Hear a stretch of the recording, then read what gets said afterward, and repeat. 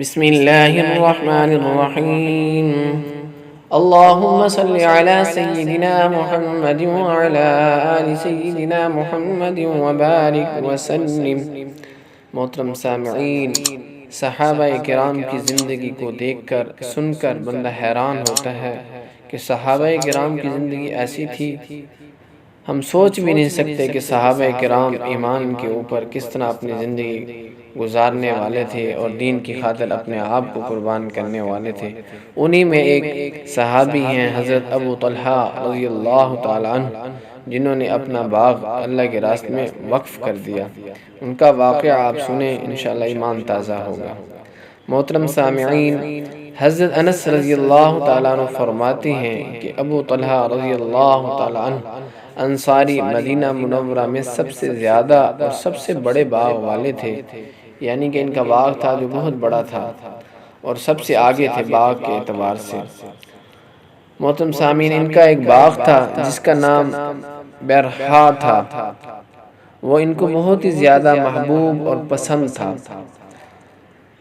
اس سے بڑھ کر مسجد نبوی صلی اللہ علیہ وسلم کے قریب تھا. پانی بھی اس میں نہایت شیریں اور افراط سے تھا. محترم سامعین، حضور صلی اللہ علیہ وسلم بھی اکثر اس باغ میں تشریف لے جاتے اور اس کا پانی نوش فرماتے.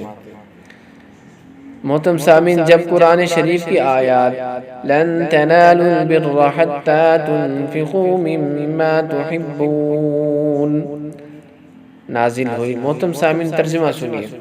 تم نیکی کے کامل درجے کو نہیں پہنچ سکتے جب تک کہ ایسی چیزوں سے خرچ نہ کرو گے جو تم کو پسند ہیں. نازل ہوئی تو حضرت ابو طلحہ رضی اللہ تعالی عنہ حضور صلی اللہ علیہ وسلم کی خدمت میں حاضر ہوئے اور عرض کیا کہ مجھے اپنا باغ بیرحا سب سے زیادہ محبوب ہے، اور اللہ تعالیٰ کا ارشاد ہے محبوب مال اللہ کے راستے میں خرچ کرو، اس لیے وہ اللہ کے راستے میں دیتا ہوں. آپ صلی اللہ علیہ وسلم جیسے مناسب سمجھیں اس کے موافق اس کو خرچ فرما دیں. محترم سامعین، حضور صلی اللہ علیہ وسلم بہت زیادہ مسرت اور خوشی کا اظہار فرمایا اور فرمایا کہ بہت ہی عمدہ مال ہے. ابو طلحہ رضی اللہ تعالیٰ عنہ نے اس کو اپنے رشتہ داروں میں تقسیم فرما دیا. محترم سامعین، حضور صلی اللہ علیہ وسلم فرمایا کہ میں یہ مناسب سمجھتا ہوں کہ اس کو اپنے اہل قرابت میں تقسیم کر دو، یعنی کہ اپنے رشتہ داروں اور عزیز و اقارب میں تقسیم کر دیں. محترم سامعین، فائدہ یہ ہے کہ دیکھیں ہم اپنے ایمان کو بھی چیک کریں.